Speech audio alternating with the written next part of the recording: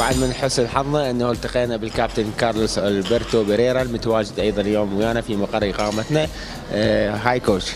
Hi, good morning. It's nice, good to speak to you. Thank you. Yesterday it was big match for Iraqi team. Yeah, it was big game for Iraq, and it's not only they draw against Brazil, they draw and they played well against Brazil.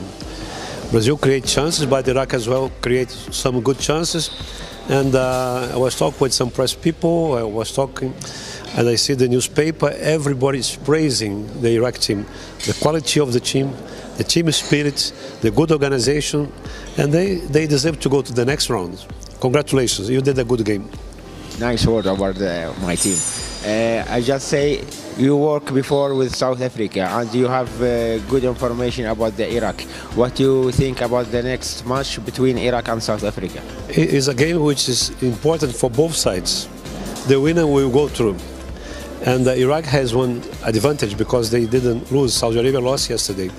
But anyhow, they are good technically. You have to respect them. If you play with the determination and the commitment you had against Brazil, I'm sure you're going to make a good game.